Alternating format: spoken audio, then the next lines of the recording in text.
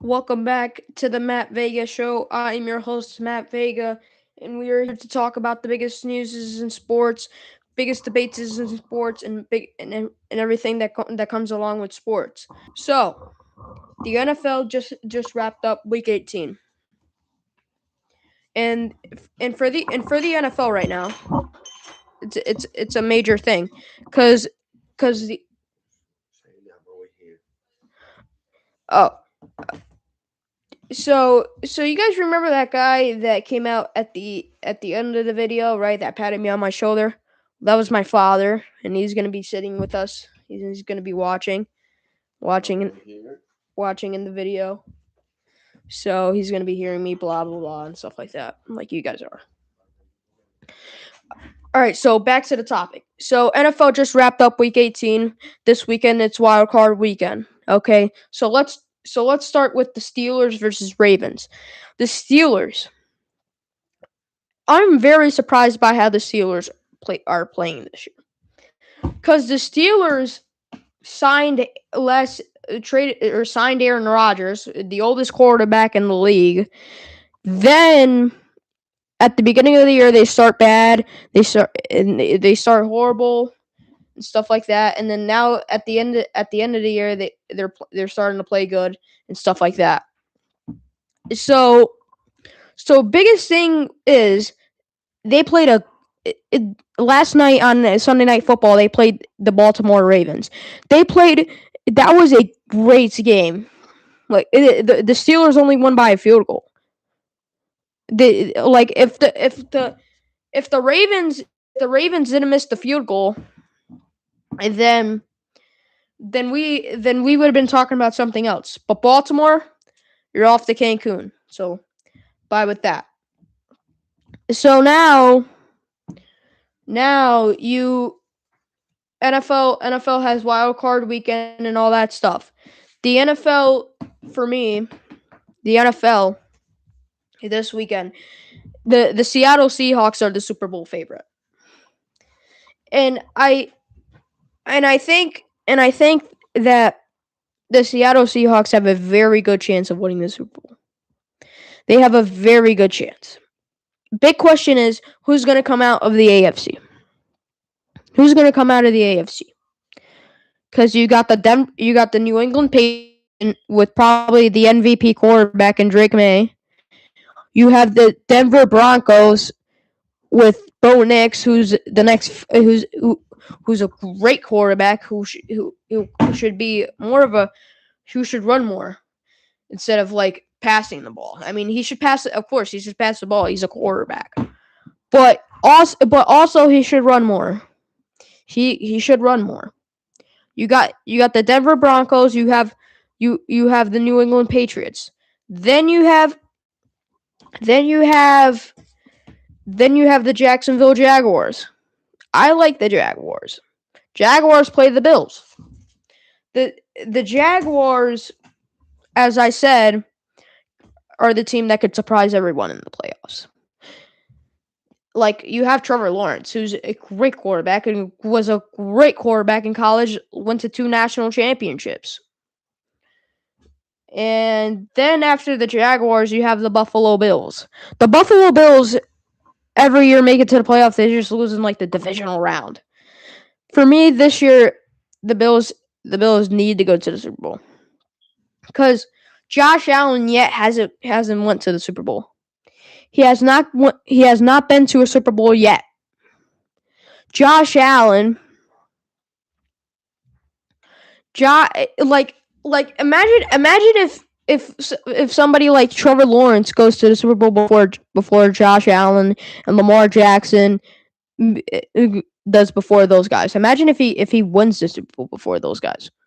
Like we saw it with Joe Burrow. Joe Burrow a couple seasons ago went to the Super Bowl, lost in the Super Bowl, but he made it before he went to the Super Bowl before Josh Allen and Lamar Jackson did.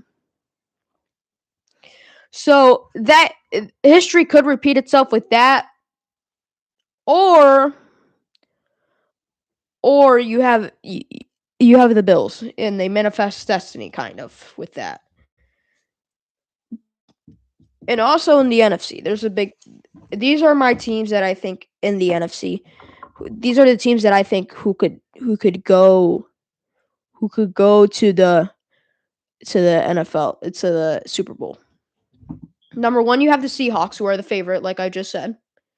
Then you have the Rams, who have an MVP quarterback with Matt Stafford.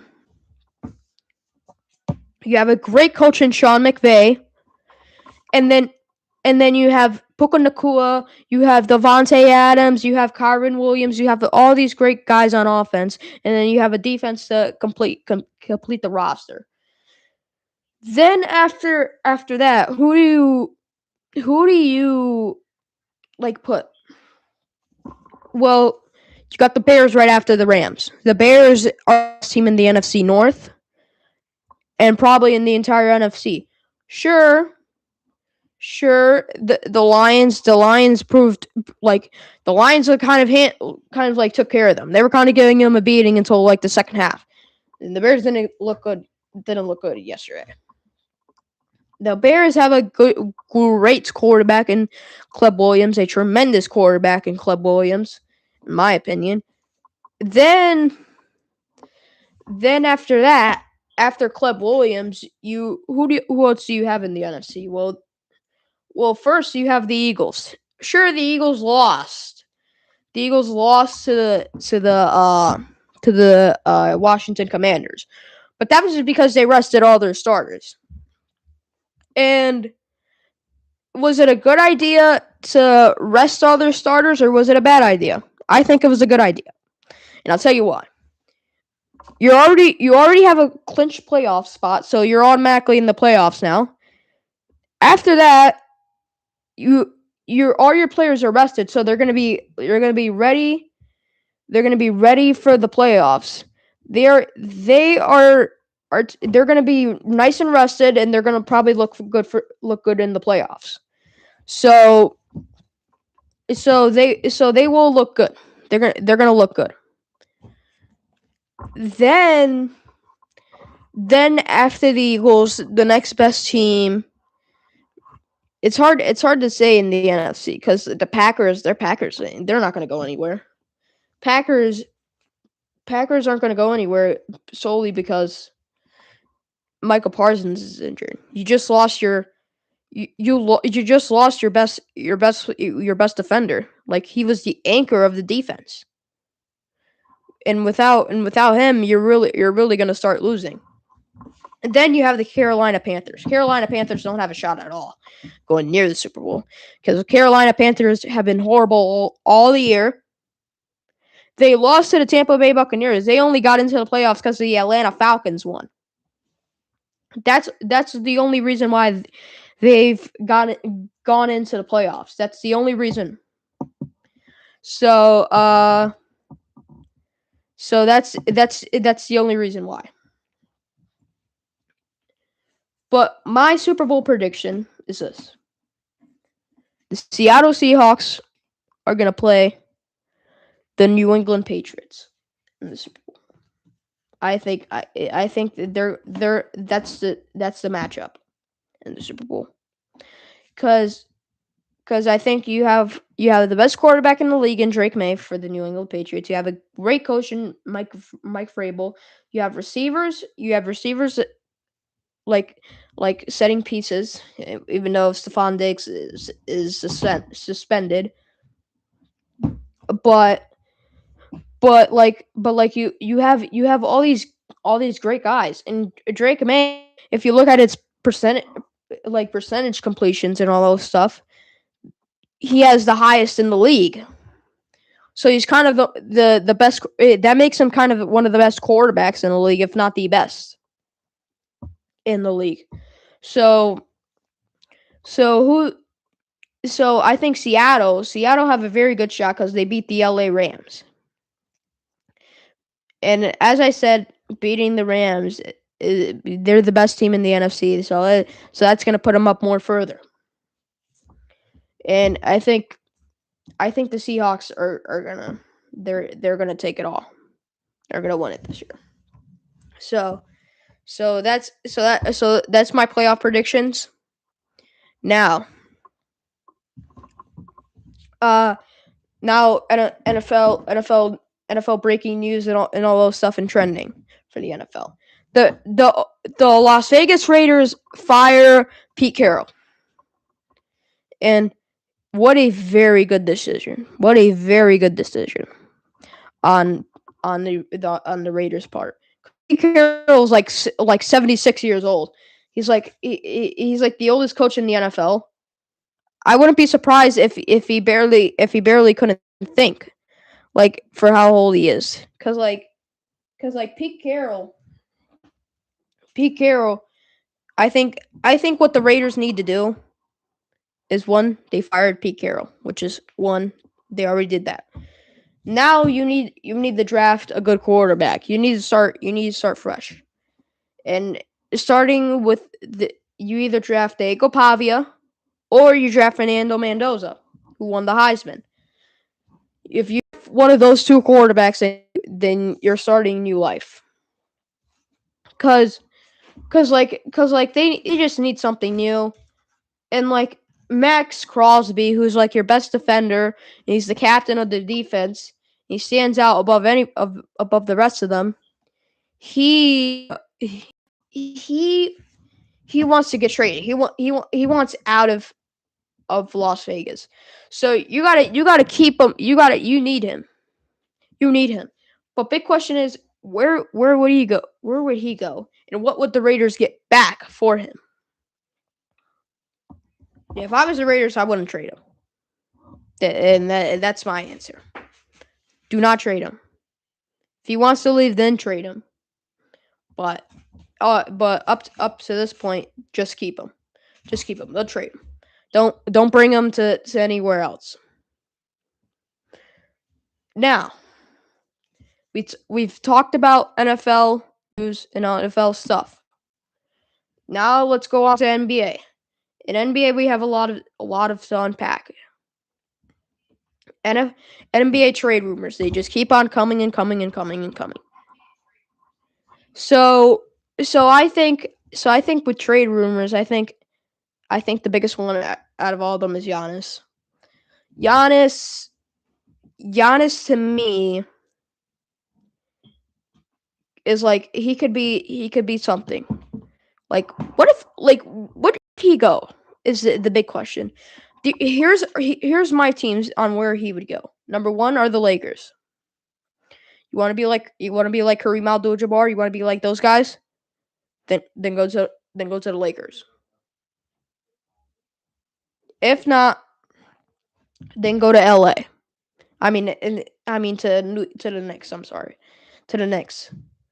Because if the Knicks trade it for Giannis, I think they have a very good shot of going to the title, going to the championship and winning the championship. They have a very good shot of going to the finals and winning it, beating every team in their path. If not the Knicks, then San Antonio. You would look very good in San Antonio. And I said this last time. Have a big three in San Antonio if you get Giannis. You're gonna have a big three. And with Victor Wembanyama, De'Aaron Fox, and Giannis, that's it. That's gonna be a big three if the Spurs get them. And probably my other team after that I could think of are the Chicago Bulls. The Chicago Bulls could get Giannis, and there's probably more teams that could get Giannis, but I don't see anything else. Probably Warriors. Warriors have a very good shot, but Warriors have a very the problem with the Warriors now is that they're an old team. You got Steph Curry, who's like 36 years old. You got Draymond, who's like 34, 35. You have Jimmy Butler, who's aging. He's like 35, 36. You have all these old guys and on the Warriors, and you got an experienced coach in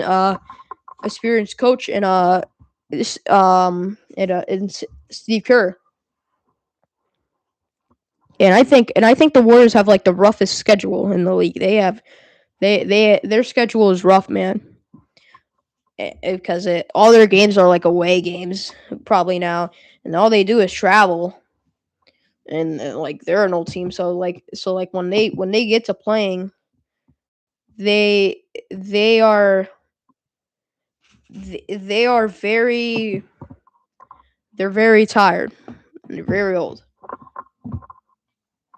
And yeah, that's what I gotta say about Giannis' situation and Warriors and stuff like that. And more drama for the Lakers. More drama for the Lakers. JJ Redick. I said this last time about JJ Redick. JJ Redick. I liked what he said, and I did not like what he said about his team. He's not going another 50 games like this. JJ Redick. Okay. Like sure, JJ Redick said it on live television, but you could see it on the court. You could see it with the chemistry of the team. Like let's look at two people and the two best players on the team, Luka and LeBron. Luka and LeBron, they don't match. They don't click with each other. Right? They are not like this. They are not like that. Luka wants that one. He wants it to be his team. LeBron does not care about basketball. Right, currently. LeBron like on Christmas Day, he said he'd rather spend time with his family and stay home than go out on the court and play. I think saying that ruined a lot of stuff for LeBron. Because it shows LeBron's competitiveness. It shows his will to play. LeBron is like one of the lowest guys voted for All-Star. Like there is guys that are that I would not believe who have higher votes than LeBron. Like Lonzo Ball is like one of the highest for the East. Lonzo Ball, are we serious? Lonzo Ball. That's what I think. Like LeBron. Sure, you had at the beginning of the year you had sciatica. You had to be out for like a lot of weeks and probably like a lot of games and a lot of parts of the season in a couple months. But like what do you like? I would come back and just play. I would give it all. Cause like you're probably on your farewell tour this year, and like you're probably having one of the worst farewell tours right now. Cause the Lakers are just getting more and more worse. Sure, they started 2026 well, but like they're just getting worse and worse and worse. Like there's no defense on that team. They do not have a great defense. They do not they do not have a good offense. Well, they have a good offense, but they don't have like a great offense. Like you don't see the passing there. You don't see the passing game. Like the only guys you see that are scoring are like Austin Reeves and Luka. Those are the two guys. Other than those guys, there's no scoring. There's no good game. So yeah, that's what I think. Other than that, other than that, uh, let's see. Let's see what else here to talk about. Trey. Oh yeah, Trae Young. I forgot to mention this. Trae Young is also a player that wants to leave Atlanta. Once again, is probably going to get traded. Trae Young, I think might leave Atlanta for San Antonio. That's probably my time. I think, and I think for Trae Young to get traded too, that's probably my top team. Because I really can't think of another team that he would go to. Like who else? Who else would where would he go to? Other than that, I think my best bet on that is San Antonio, and I think it's going to be San Antonio. It's going to stay San Antonio, and yeah, that's what I think about Trey Young. But he could stay in Atlanta. Could say in Atlanta, you have a very good young group of people there. But Trey Young's like three percentages are getting worse and worse by the minute, by the day, by the day. They it's just getting bad and bad and bad, and it's just bad. All right, so now we last time we were talking about I was talking about my all-time stuff, what I think who I think the GOAT is and all that stuff. So I said on the beginning of this day, we're on the beginning of the show, we were going to talk about NBA, NFL, and MLB. I haven't been talking about MLB. So so and ma- so I'm going to give you my MLB Mount Rushmore of home run hitters. Number 1, or on that Mount Rushmore, you have Willie Mays. Willie Mays is one of the greatest home run hitters ever, if not the best. I think he's better than Barry Bonds. Because remember, Barry Bonds was on steroids when he broke the steroid record. He was on steroids when he broke that record. So yeah, Barry Bonds was on steroids when he broke that record. He wasn't the only guy, but he broke the record on steroids. So that gives away from his standpoint. Then I got Hank Aaron. Hank Aaron might be might be better than Willie Mays, because Hank Aaron was definitely more talented, definitely. And skill wise, that's a debate.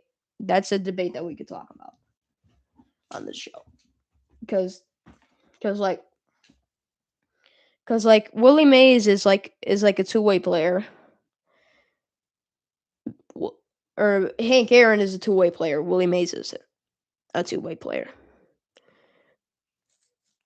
and yeah. Now, on my third there, you got Babe Ruth, and we know what Babe Ruth did. We know what he was capable of. We Babe Ruth even predicted his home run hits. Babe Ruth has had a dynasty, and I think the 1928 Yankees is one of the greatest Yankee teams ever. And basically the greatest duo ever. That's probably the greatest baseball duo in MLB history, if you really look at it. So after that, I got to finish the list with Barry Bonds. So those are my 4 guys: Willie Mays, Hank Aaron, Babe Ruth, and Barry Bonds. Barry Bonds broke the home run record, but even though he was on steroids, I still put him up on that list because Barry Bonds played in the most competitive era. Because during the steroid era, you had the home run race with Mark McGwire and Sammy Sosa. You had Alex Rodriguez, who's in his own right, he's one of the greatest home run hitters ever. And then you have Barry Bonds, and then you have Barry Bonds, and you have more guys, more and more guys that are home run hitters. Ken Griffey might be one of the greatest home run hitters ever, because he played in the steroid era, and his home run percentages are very good, very good. They are extraordinary good, and yeah. So now I'm gonna get into my top 5. And the ones that matter are my top 5 dynasties in sports. So, my top 5 dynasties in sports. Okay, so at number 5, I have the New York Rangers. Because you have Wayne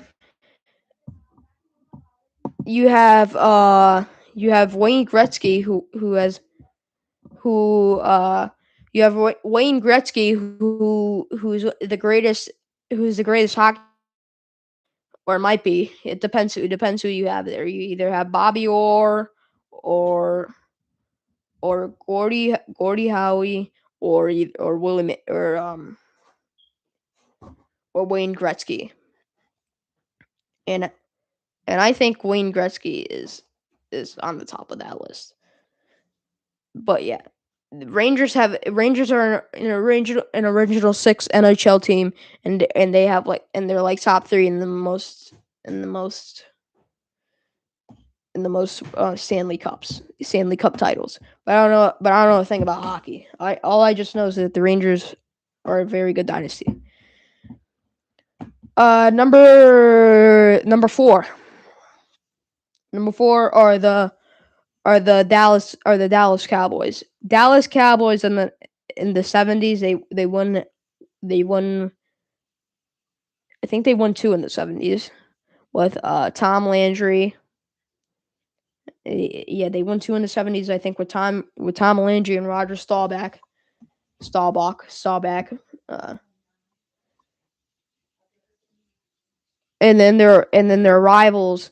Their rivals with the Steel Curtain, but that's the era of the Steel Curtain. You really don't think about the Cowboys in that era. You just think about the Steelers. And then after that in the 90s, the Cowboys have one of the worst decades in franchise history in the 80s, especially the late 80s. They went like 1-15 in 1989. Jerry Jones buys the Dallas Cowboys in 1989 in the off season. And then he hires Jimmy Johnson. Jimmy Johnson had a reputation in college football. He was head coach of Miami. Miami in that era had a dynasty. They had Michael Irvin, and they won a couple national championships. I don't know the exact number, but they won a couple national championships in their own right.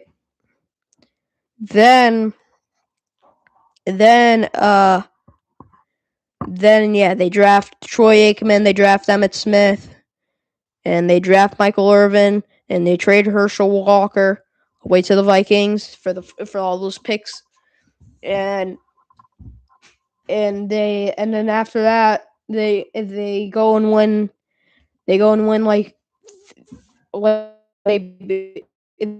and win like three Super Bowls. After that, they won three Super Bowls in the 90s, and they top it off in 1996 when they beat the Steelers that year, and that was their last Super Bowl of all time in 1996, ending the dynasty with a win. Then number three. Number three, I have the Los Angeles Lakers. In the modern era for basketball, the Lakers are the best because immediately they won their first title in 1970. They won in the 50s, but that was in Minneapolis. They weren't in LA yet. They weren't the Los Angeles Lakers. They were Minneapolis Lakers. Then in the early 70s, they beat the Knicks with Wilt Chamberlain and Jerry West and Elgin Baylor and Gil Goodrich. Then they won 5 titles in the 80s. They won 5 titles in the 80s with Magic, Kareem, and Pat Riley, and James Worthy, and Michael Cooper, and all those guys. The Showtime era. Then in the early 2000s, Shaq and Kobe and Phil Jackson go on and win in three-peat. They won 3 straight. Then in 2009, Kobe wins one with Pau. And then the next year they beat the Celtics in 7 games, and Kobe wins his last championship. And then their last championship that they won was in 2020 in the bubble during COVID. That LeBron James wins his 4th title. They beat the Heat that year, and that was the NBA bubble, the Mickey Mouse ring, everybody calls it. And then number two, my number two team are the Celtics. Celtics, they won 11 championships with Bill Russell. They won 3 with Bird, and then they won 1 with Pierce. And they have about and then they won one. They won one now with Jason Tatum. And they have like what 19 championships, 18, 19 championships. They have the most in NBA history, more than the Lakers, and they're probably like good in most of the eras.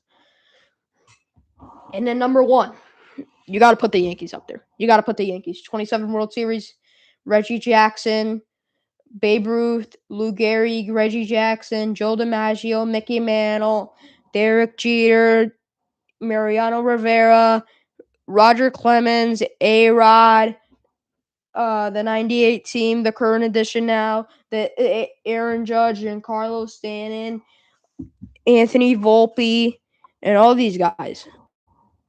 And like the Yankees are good in any era of baseball. They're always good. The Yankees, except in the 80s. Other than that, the Yankees are always good. So I'm gonna leave you guys off there. Please like and subscribe and follow, and share this video with anybody. And so I don't know probably when I'm gonna stream, but I will stream for you guys. So we're gonna be talking about more. We're gonna be talking about more stuff, more all time debates, current news, and we're gonna get into more sports. We're probably next time I'm probably gonna talk about boxing and continue with the football news and NBA news. So Matt Vega is out of here.